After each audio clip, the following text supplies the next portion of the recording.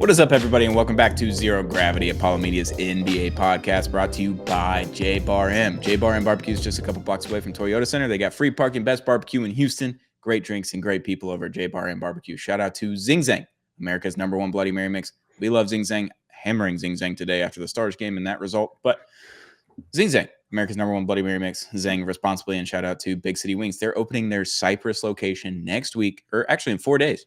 4 days. The 29th. It's opening in Cypress, their 14th location. Shout out to Big City Wings, Houston's wing joint, Apollo's wing joint. I'm your host, Stone Strankman, joined always by Sheldon Nord. No Josh Garcia today. He's a DNP, coach's decision.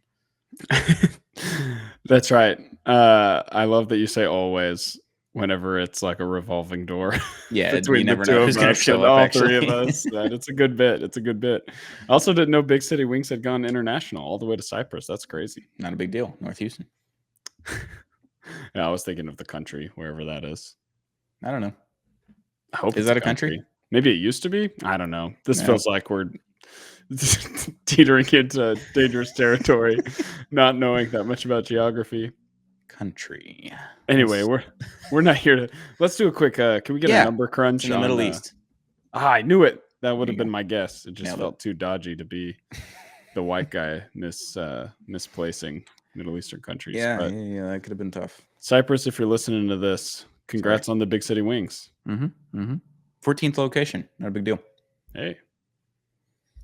Nice. Sheldon, we've been watching a lot of basketball over the last week. I know we haven't talked in a week now. Sunday, May 25th, as we're recording this. Happy Memorial Day weekend. Enjoy this on Memorial Day. The Western Conference Finals, man. They're happening. They've played 3 games. They exist. They've definitely played 3 games. Yeah, it's who doesn't like seeing double-digit wins from both teams every night? All right. No one likes it. That's the answer. This is the problem. So I'm deep in my Stars playoff run right now, so I get to go to the home games. I'm sorry. And we're in game 3, down 2-1. It's okay. Things happen. Yeah. Same thing happened last year, except for we were up 2-1 and we lost in 6. So things can happen. Things can happen differently. But so I'm covering them. The home games, games 1 and 2, same exact start time as Pacers Knicks. I was in shambles when I found that out. I'm sitting in the press box and I'm looking up and I'm like, it's pregame for the Knicks and the Pacers right now.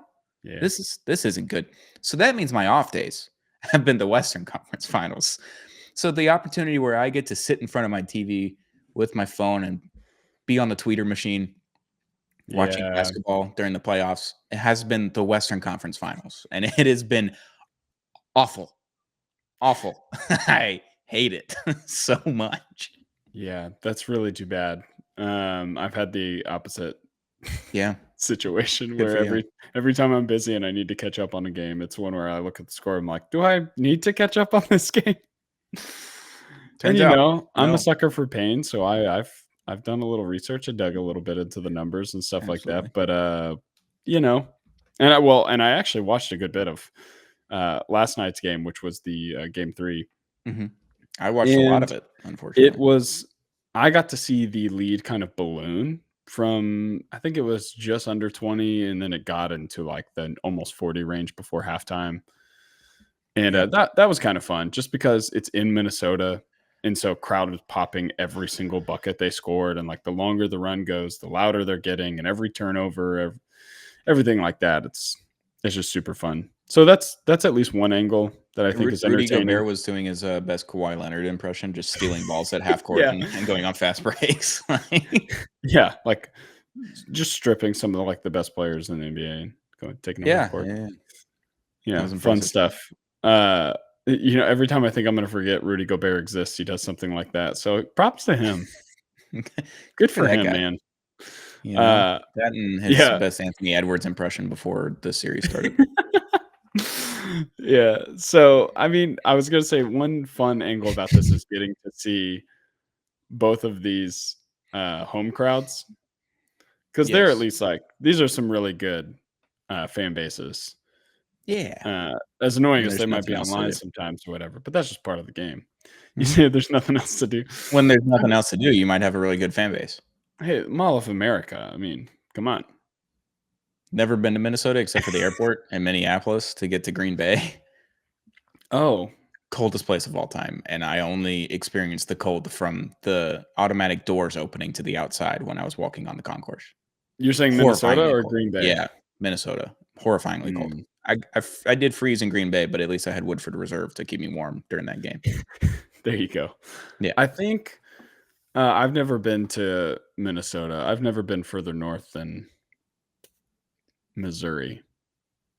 Unless you count, Europe. But I mean, in America. Technically, that counts. Yeah, it is further north. In the United States of America, I have not been further north than Missouri, but I have seen Fargo, and I think in one of the seasons,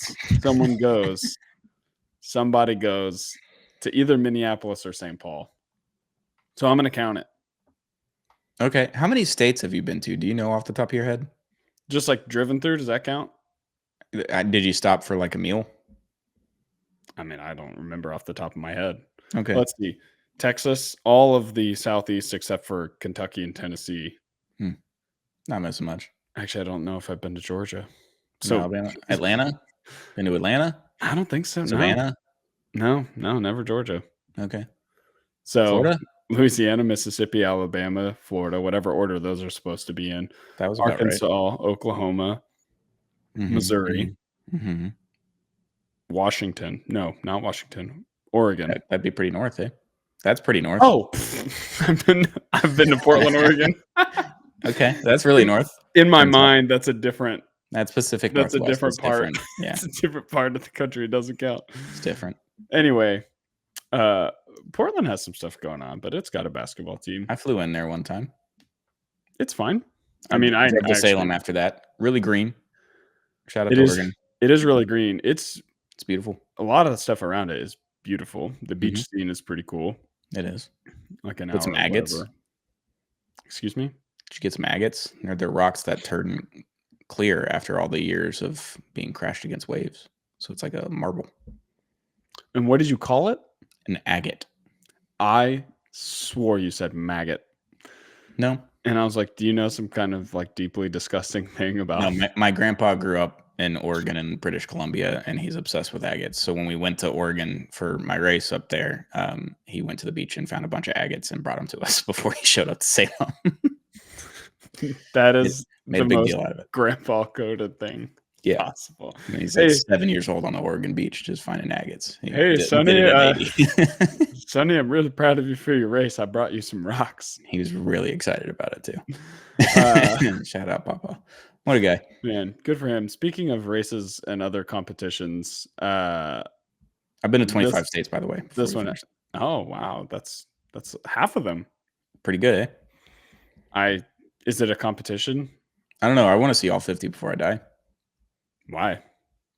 Just see what's going on, Like, do you really think you want to get to the end of your life and been like, Idaho, worth it?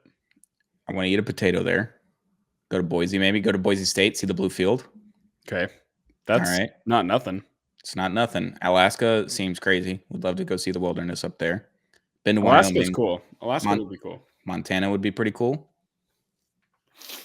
See the mountains. The Dakotas is where it gets tough. Like, what do you do in North Dakota? South Dakota, I can go see Mount Rushmore. What's in North Dakota? Do I go watch a Bison's game? North Dakota State? I was about to say Carson Wentz. TBD. Trey Lance. Trey Lance, what a guy. Yeah, and then Minnesota is one I don't want to go to anymore, just based on how those doors opened up, and I immediately froze. Just immediately. I was frozen in time. Well, you could go in the summer. Maybe. You could go watch a Twins game. Jay Cottinger is from Minnesota, the goalie for the Stars. I talk to him all the time. He says the best golf is in Minnesota, and he can afford the best golf. So, because all the white people. Turns out. I actually don't even know if that's the thing about Minnesota. No, that's some joke. The North is very much so like that. Well, I'm aware about the North.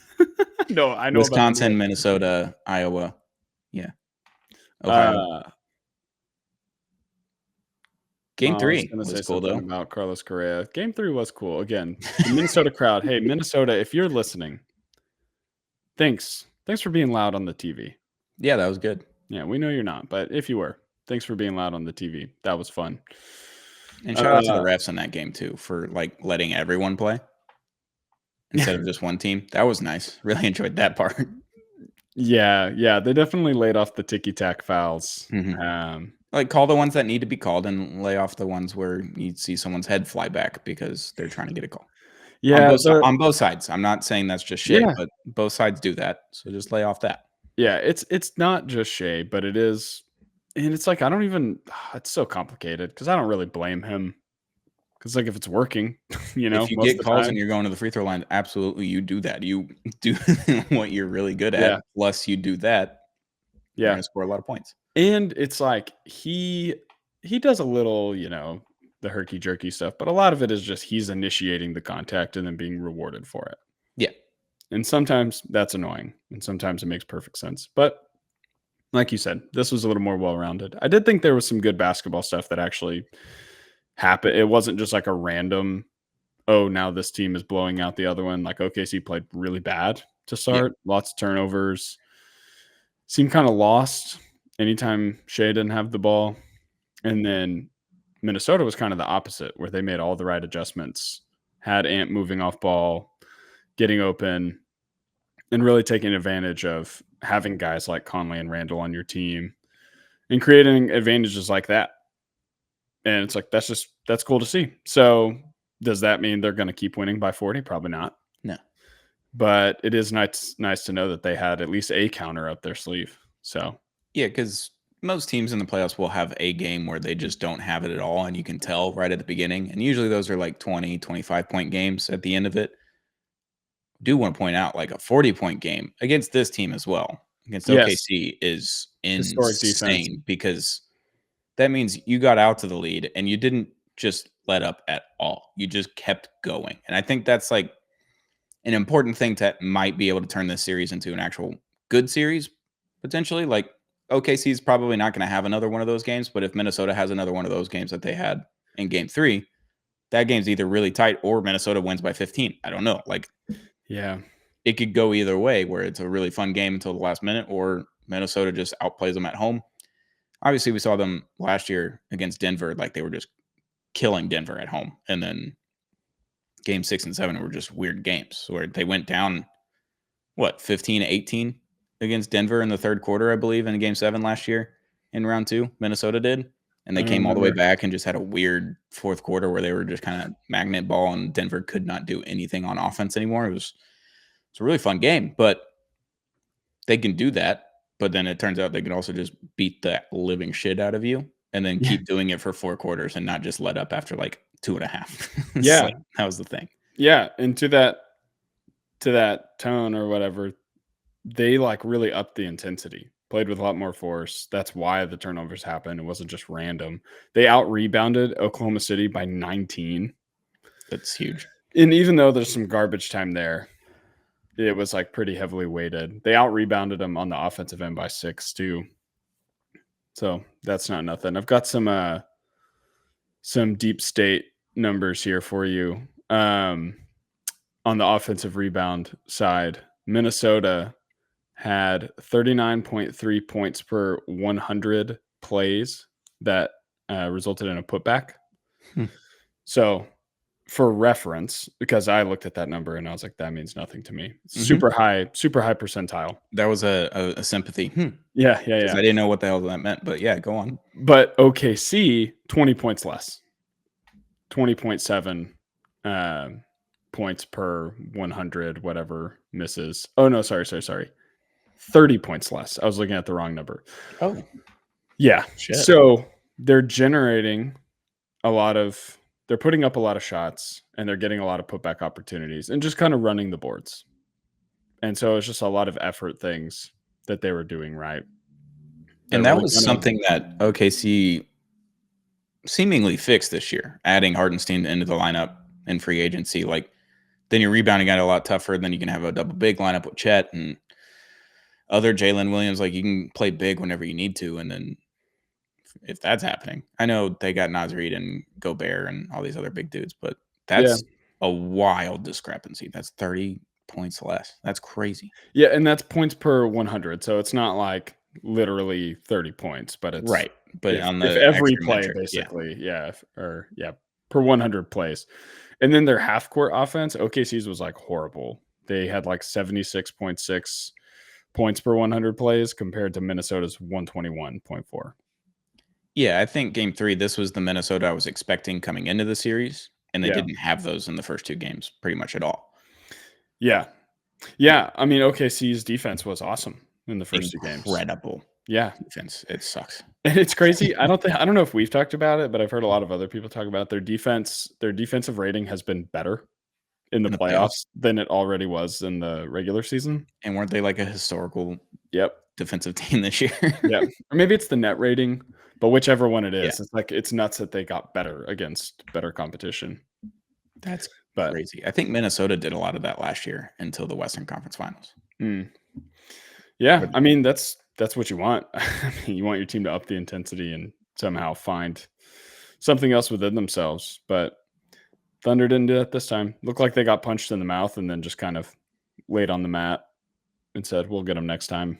Yeah, because I think in round 1 of these playoffs, I think 10 of the 16 teams were below offensive net rating averages in the NBA.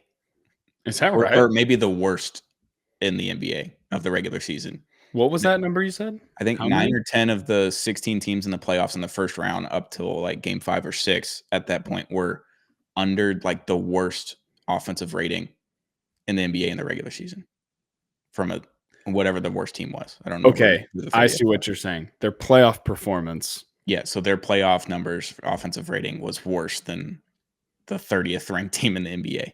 Gotcha.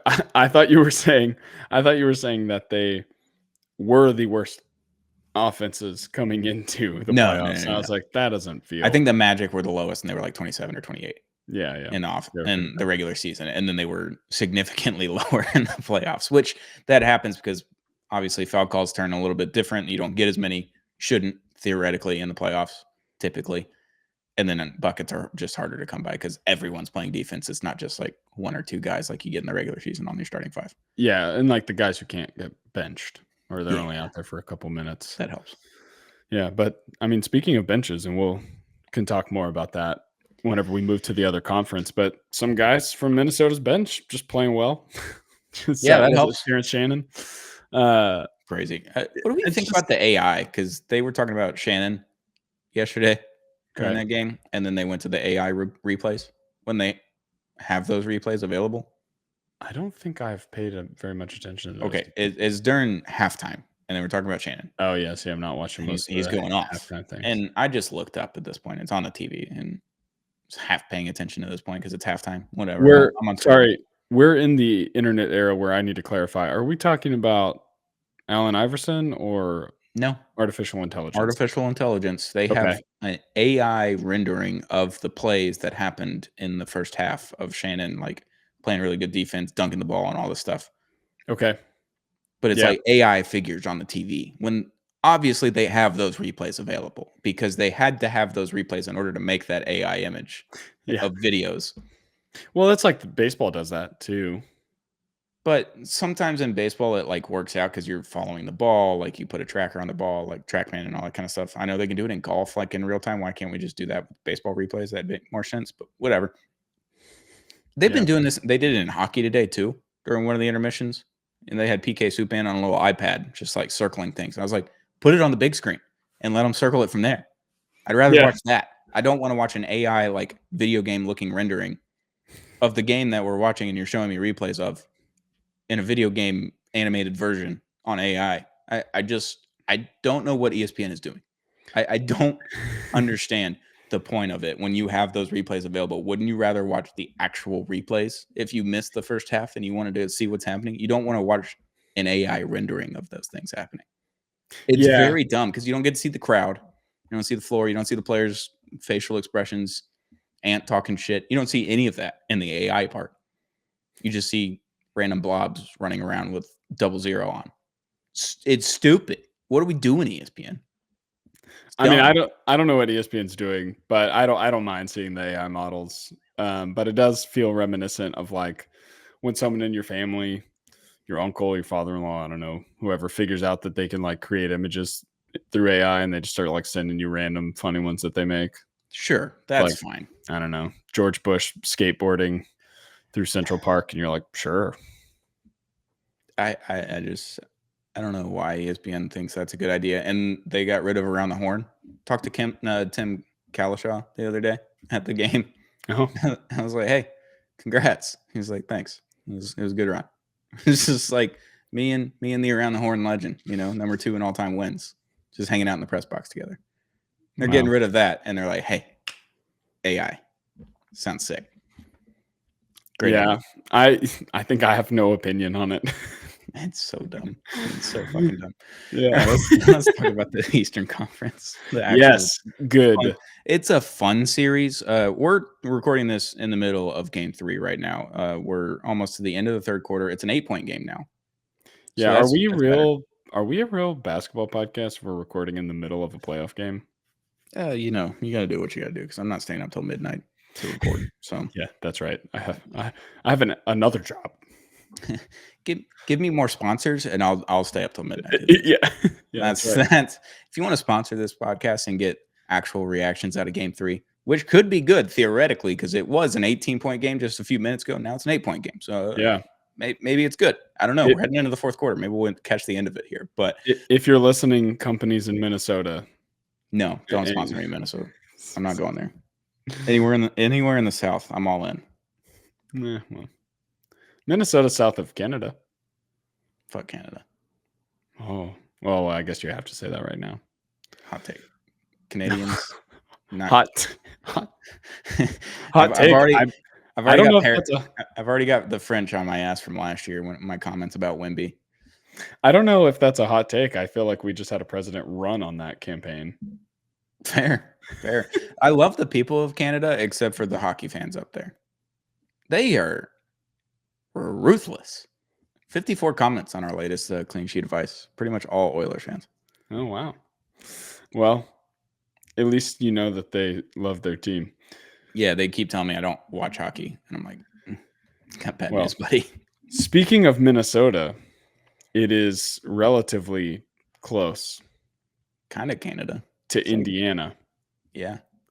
Sure. Which is where one of these teams plays. All right, so Game 3 is going on right now. It's 9 o'clock Central Standard Time, God's time zone. Game 1. It is God's time zone. People forget. The best football's played in the Central Standard Time zone, so it's God's time zone. Game 1. So this is the worst thing ever. Obviously, I already mentioned that the Stars and the Pacers Knicks games have been lining up game by game. It's been brutal for me. I've been missing out on this series a lot because I haven't gotten to watch it in full till the next day. It's not very fun for me, I want to watch it in live time, experience it live with Twitter, all the reactions, all the things. Game 1 was marvelous. Was it Neesmith just hitting threes? 8 of 9, yeah. Just every shot he put up in the fourth quarter was like, yep, that's a bucket. Yep, that's a bucket. Yep, that's a bucket. They were down like what? 12, 14 with like 2.5 minutes left, 3 minutes left. Yeah, the crazy number is like, I can't remember what it exactly is, but they were down 14 with like 2.5, something like that. But something between 2 and 3 minutes, and teams in that situation were, I can't remember if that's the 0 and 900 something or 0 and 1,000 something. That would seem right. Whichever one it was, they were the first. He hit every three. He got fouled on a couple of them. He's hitting free throws. They cut it down to 5, and I'm like, I mean, there's only like 28 seconds left. No shot. Like, the Knicks just go down, get a bucket or a foul, hit some free throws, come back, wing it on defense. You'll be fine. They're going to walk away with Game 1 in the Garden. Like, Timothy Chalamet is going to walk out happy. It's going to be great. I will have it said, y'all both picked Knicks in 7. I picked Pacers in 7, so people forget. I said Knicks in 6. Oh. Like a dummy. Yeah. Right. I feel after each Game 1, I was like, oh, I've made a terrible mistake. I said Minnesota in 7, which I feel on that one. I feel much worse about Minnesota in 7, but I don't feel terrible about it potentially going 7. Yeah. After Game 3, I feel a lot better. Yeah, but ending in OKC, that feels like that's not good for me. But then Knicks in 6, I think I did the opposite for each series. For Minnesota, I overestimated how they had performed in the postseason so far and downplayed OKC in their competition, and then did the opposite with the others, where I was like, okay, the magic ends eventually. The Bucks were hobbled. The Cavs have all these question marks. They were a little hobbled. I mean, they still played their guys, but whatever. And I think I wanted to temper my own expectations for a team that I really, really like to watch. And am like, honestly, fan hat on. I'm even wearing blue and yellow right now. You do have a Pacers hat on, basically. It's kind of crazy. Not intentional, but I will be rooting for them like the rest of the way. They're fun to me. And also the fact that everyone hates Tyrese Halliburton is just like another reason for me to root for him. It's fun for me. I like Halliburton. Yeah, I mean, I guess I say everybody. It's like the internet mob. Yeah. I mean, I get that he's corny and everything, so I can get why people NBA Twitter doesn't like him in a sense. Yeah. But also like just for what he does not on the court, but then what he does on the court is just madness every time. Dude, I know we haven't gotten there, but as soon as he dribbled that ball back out and shot it, I was like, that's it. Game's over. And then he missed, sort of. And then it dropped it. Once it hit like its 20-foot apex, I was like, oh, this game is over, because I thought it was a 3. I was like, that's going in. Because that's how it always happens against me. When I'm watching that happen, every time it bounces like that, whatever. That was insane. But Zach Lowe was saying, like, after the Kawhi shot from that the Game Sixers 6 series against the Sixers, he's like, we're all conditioned now to once the ball bounces, we're like, oh, gotta wait. And then just immediately chokes Ellie. And he had like psycho in his eyes. No, that like Reggie was like calm, cool, serial killer collected mode where he just kind of death stare with the choke sign. Halliburton was like, oh my God, y'all are a bunch of idiots. Did you just see that happen? Holy shit, I just made that shot. Y'all choked. Oh my God. Like he's freaking the fuck out the whole time. So he drives into the lane. He does double dribble. I don't know. Kind of like someone got a hand on the ball, so technically it's not a double dribble. Yeah, Bridges touched the ball. Yeah, so he did touch the ball. I know Knicks fans the next day were like, "That's a double dribble," and I'm like, kind of, but no, it's not. If he did make contact with the ball, absolutely, that's a double dribble. You had 20 points to stop. So yeah, at that point, I don't care at that point. One play is not going to fix that if you can't guard Nesmith from beyond the arc for no reason. But then he just runs back out like he kind of did against, was it the Cavs in game 1? Kind of the same thing happened. He just kind of dribbled back out, did a step back, and hit that 3. This one, I didn't even see the replay for several minutes because y'all are going crazy in the group chat. I'm in a third period like shitstorm with the Stars. You're down 3-1 and we got 3 straight power plays. I was in a frenzy in AAC in Dallas, and I'm seeing your text come through. I'm trying to tweet for the game. I'm trying to work that, and I'm trying to keep up with this. I'm in no man's land. I don't know where I am at this point. I can't see any of this happening. I'm scrolling on Twitter feverishly, just trying to find clips of what happened. Yeah. And it took me several minutes to find this Halliburton clip. Yeah. Which, unbelievable by the amount of people that I follow, especially on the Knicks side and the NBA side, that I didn't see it for several minutes. But I watched the clip and I'm like, oh my God, they won the game. That's insane. Yeah. I had no idea they were in overtime at this point. I had no idea his foot was on the line. I thought that was over. I was like, wow, that's incredible. And y'all are still going crazy in the group chat. I'm like, what's happening right now? Yeah. Foot on the line is generous. It was like literally the rubber of his shoe. KD. If he's shooting it with no shoes on, that's a 3 and that game was over. So it's the KD versus the Bucks. Yeah. Yeah. Same thing. Just except instead of a game. He finished the job. Instead of it being this insane 7-footer turnaround, it was dribbled the ball all the way back out. Saul Mitchell Robinson was like, nope. It's unbelievable. And the best part is after the game, he's talking to Reggie Miller the next day, I believe, for their one-on-one interview, and he's just like, when I realized it wasn't a game winner, I was like, we have to go win this. I can't waste that celebration. Yeah. I thought is impeccable because like most people were like, fuck it, whatever, we'll just go win it. He's like, I can't waste that celebration on that. Like, we got to go win it now. Which I appreciate about him. Like I thought that was very, very candidness, valid. vulnerability might be too strong of a word, but just like but kind of. yeah, like self-awareness. He like lets you peek behind the curtain, which is why I think I can live with maybe the stuff that people think is corny or whatever, because it feels genuine. Feels like that's who he actually is. He's not like some other NBA players, maybe ones who most recently had a serious injury against the Knicks, where it comes off like, okay, you're trying to get us to think about you a certain way. Whereas Halliburton's just like, this is who I am. You're just gonna have to get used to it. And then Reggie Miller after the game just pointing at him. That's pretty cool. That was I have hated on Reggie Miller's announcing skills, broadcasting skills for years at this point. This was the first time where I was like, man, Reggie might be pretty cool. Might be pretty cool. Didn't like him in Uncle Drew, but he might be pretty cool now. Well, it's like, yeah, I don't necessarily care for him as a color commentator, but like as a guy, he seems fine. Yeah, whatever. But that moment was really cool. Yeah, that was cool. Well, and then there's the video of have you seen him on All the Smoke with Steven Jackson like apologizing to him for Malice in the Palace? No. Oh, dude, I you gotta gotta watch that tomorrow.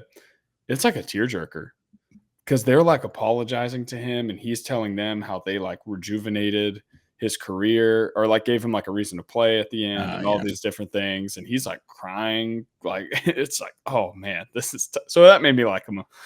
That 30 just because I never really good, or Untold, whatever it was on Netflix. Is that a newer one? I've seen. Yeah, it came out last year, maybe Malice in the Palace on Netflix, I believe. I'm so behind on all those Untold. But I have seen.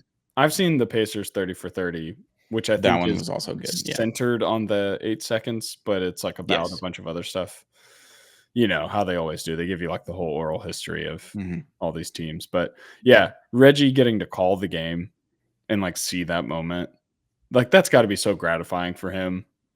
Yeah, absolutely. Because with a lot of announcers now, you're able to be a fan without being a fan on the broadcast, which I appreciate. Yeah. Like whenever you get your home broadcast for whatever game, like the Stars guys, they have an ex-Stars player and the play-by-play guy, and it's awesome. Like watching a Stars game with those guys talking about your team and their team as well. Like that's very fun. So I think that leaking a little bit into national broadcasts is good in a way, and it's also bad in a way. But yeah, I don't think they've teetered the line too much yet, and I don't think Reggie's teetered the line on that at all with all these Pacers runs for the last 2 years. Like I think he's been very good and kind of calm, cool, collected right down the middle for both teams. And then, but when that happens and it's post game and he knows the cameras are on him, but yeah, it was just, I thought that was super sick. Like it was just like to be a Pacers fan and see that happen. Like that has to be the most gratifying, awesome moment for you. Yeah. Just as a fan. Yeah. It's great.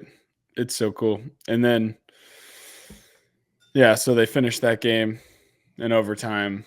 And man, what a sick overtime. What was funny, I heard someone talking about like the Knicks didn't have a bad like offensive showing at the end. They lost by 3, went 138 to 135. Well, not even that, but just like during this run, they scored like 12 points in like 2 minutes or 2.5 minutes or whatever it was, which is like fine. Yeah. It's just that the Pacers just could not miss. And yeah, magnet ball from Neesmith and then magnet ball on Halliburton to get to overtime. It's just, yeah, man. I don't even know what you do with it. Because when that ball goes in and you think you've lost and you have another opportunity to get to OT, it's like hard to flip that switch and be like, okay, whatever, fuck it. We got 5 more minutes. Go. Yeah. Just go win the game. The frenetic style of play that Indiana has is just so like fun. I'm officially rooting for Rick Carlisle. Yeah, man. Come back around. He deserves a lot of props for. I mean, he has been a good coach. He didn't get the Dallas situation didn't end because he's a bad coach. It was just time. Yeah. But just that he's got this team 2 years in a row in this situation that no one expected them to be in, even after they already did it once. And it doesn't feel fluky. Like you watch the games and they're just like actually outplaying these teams. That's fun.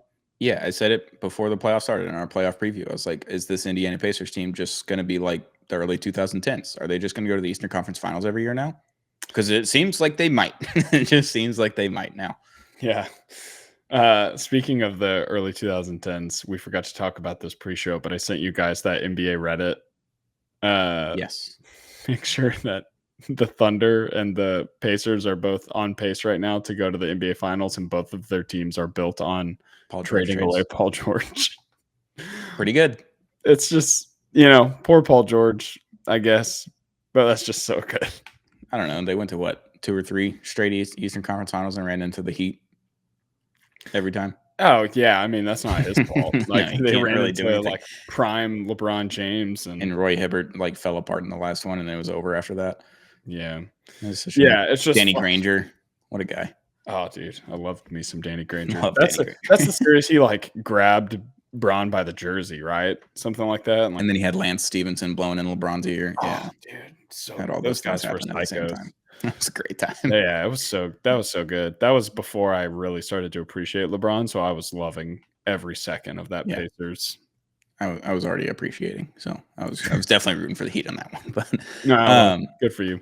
Yeah, game 2 though, Pascal Siakam magnet ball game, 39 points. But Hey, Brunson had 36, so it's like that kind of washes out.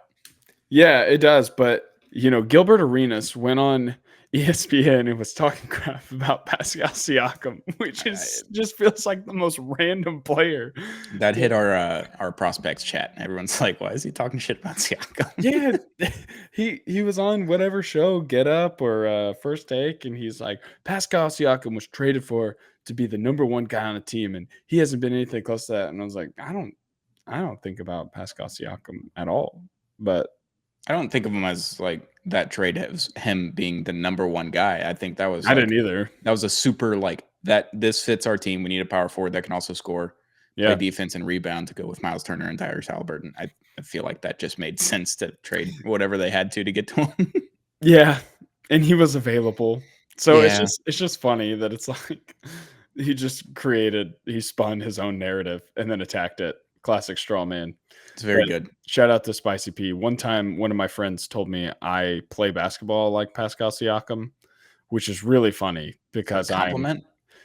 He did mean it. He did mean it as a compliment. Oddly enough, usually he would say stuff like that as an insult, but he was like, well, it was kind of backhanded. He was like, he throws stuff up there. It doesn't look like it'll go in, but then it does. And I was like, okay, well, that's thanks. Good. Yeah. It's also funny that Siakam has he's like 11 inches taller than me. So. Yeah, that does help. Yeah.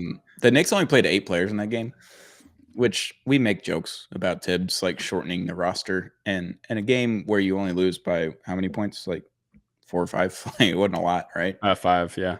Yeah, I mean, you couldn't get one extra guy out there to get one other guy, like an extra minute of rest, maybe 2.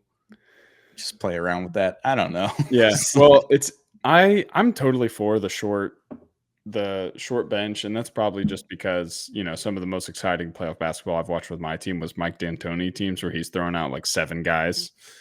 Like Eric Gordon is your bench. Yeah. But this is even funnier considering the Pacers are breaking like every modern playoff expectation. One, they don't have a guy that we would consider like, I don't know, top 15, which maybe we should call that into question. And then 2, they're playing 11 people in a 5-point game. That was like a 3-point game before like a garbage time bucket. Them and OKC are just like, yeah, we'll run out 10 plus guys, so we don't care. We trust everyone. Doesn't matter to me. Gosh, yeah. It is that's what it seems like. And the Knicks are like, we trust like 6 guys, but we have to play 8 at some point because we can't have these guys not on the court. And Kat, I said it before the playoffs started. Stop doing the dumb foul shit. Just stop doing it. Just stop being dumb. Be smart. Stop being dumb. On good advice.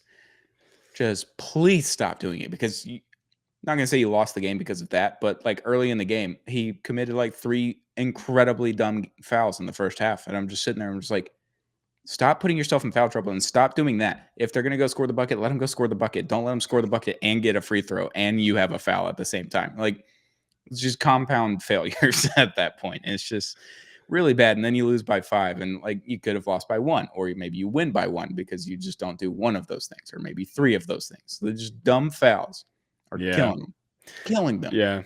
The totals in these games are, in this game at least, is fun to look at. They shot like really similar totals. Like free throws basically the same, total threes basically the same. There's like 2 to 4 off or something like that.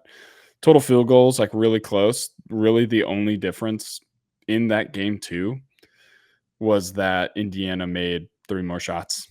Everything else basically the same. It's tough when you play pretty much equal basketball with the other one and you end up losing by 5. That's At home too. Yeah, that's the really hard part is losing both games at home. Yeah. Because obviously we saw with the Knicks and Celtics, we're like, oh, this is weird. And then they lost, what was it, game 3 that they lost? Pretty bad, like 20 plus points against the Celtics. The Knicks did. Yeah, I believe that's what it was. I don't And they were remember at the order home. of them. Yeah, that sounds right. And they were at home. I mean, the Knicks are now winning with 7 minutes left, 89 to 88. So this game's really incredible, and we're missing it, but it's fine. This series has just been great, and I've missed a large majority of it, and I'm very sad about that. That's my consensus. Yeah, you're gonna have to start taping it. I could do that. Could TiVo it. You can TiVo it. That's Did you right. have TiVo growing up? No, we were late to the game with pretty much everything. We Okay. were DirecTV family, and we eventually got the DVR. But Yeah, we were a not for a while. DirecTV family, but before DirecTV had the recording portion, you had to have the TiVo with it. Yeah. So we had the TiVo because Dad's a giant Miami Dolphins fan, same as myself, but he was on the first annual year of Sunday Ticket on DirecTV. No. He got DirecTV. He figured out how to budget it out when he didn't have any money, just so he could watch Dolphins games when we lived here in Dallas when I was a kid. So yeah. Had the TiVo growing up. That was good. American Idol was always TiVo'd, so I got to go back and watch the night before on American Idol, and then obviously all the games that I wanted to watch. I got to TiVo them because I had to go to bed early. Yeah, so a child. I remember. I can't remember if it was my dad or my uncle. One of them was DVR-ing Law and Order. Sure. I'm like, how do you have time to watch all 800 these episodes? Yeah, but I had never been able to get into recording a game and watching it later. It's tough. It's hard. It for me as a fan, it's just like I want to know. I'm okay like rewatching it once I know the result. Yeah. But like if this game is live and it's over, I want to be disappointed now. Like just let me get it over with. So no, my dad growing up, if we missed the Dolphins game because we had something on Sunday, like he would record it and we would go home and watch it and fast forward through all the commercials. And like we wouldn't know anything because like smartphones were just coming out or hadn't come out yet. So it's not like he's going on to the computer and booting up DSL and like seeing go to ESPN.com to see what the score was. So that worked out back then, but now everything's accessible. Like I could just watch it on my phone right now if I wanted to. But it's totally different. But we'll get to tune into the very end of this 1-point game still. Yeah. But I love it, man. This is fun. I'm excited that at least one of these series is super competitive, and hopefully we see a little more counterpunch. Yeah, breaking news. The Knicks win game 3. It's not over, but as you're listening to this on Monday morning, Knicks won game 3. I hope not. Actually, they're in a 3-0 hole. They're hyping themselves up. They've just called in David Ortiz to hype up the team and tell them the story of the Boston Red Sox come back against the Yankees. Yeah, I don't think he can do that. I don't think that'd be allowed. I don't think he would want to go to New York in the first place. I don't think he'd do it. Well, wait. Okay, I just need to. You know that he did this for the Yankees in 2022. Whenever did he really? And maybe it wasn't Big Papi, but someone from that Red Sox team, Aaron Boone, got to come and speak to the Yankees about that's what that series, and I'm pretty sure it was Big Papi. And I'm just like, what is didn't you play for this team, man? Yeah, that doesn't make any sense. That feels like a Centel moment, but I remember this happening now. It seems very much like Centel got us, but yeah, and then they got swept, so it's like I don't know what you expected. Yeah, that was bad karma all around. That's bad juju putting in the locker room. That's really rough. Classic Yankees. Can't help them out. But so if you're listening to this Monday morning, the Pacers are now up 3-0. That's crazy. Knicks won, so it's 2-1. Either 7 way, games in this. Either way, Breaking news. 7 games would be awesome. Would love that. Yeah. All right, I'd let's be go watch the excited end of for this it. game. Let's do it, man. All right. Sheldon, thank you for joining me. If you haven't already, hit that subscribe button on Apollo HOU on YouTube or wherever you get Zero Gravity on the podcast platforms, Apple, Spotify, wherever. Hit that follow or subscribe button on all those platforms. We love you guys. We love our sponsors, J-Bar M. J-Bar M Barbecue's got the best barbecue in Houston. We love J-Bar M. They got free parking, great barbecue, great drinks, great people at J-Bar M Barbecue. Shout out to Zing Zang, America's #1 Bloody Mary mix. Gonna have a few tomorrow, Memorial Day. Might as well have some Zing Zang today, Memorial Day. Go get it wherever you get Zing Zang. Get it at Target, liquor store, wherever. It's available pretty much everywhere. It's delightful. Zing Zang, America's #1 Bloody Mary mix. Zing Zang responsibly. And shout out to Big City Wings, Houston's Wing Joint, Apollo's Wing Joint. Check out the new Cypress location in North Houston this week.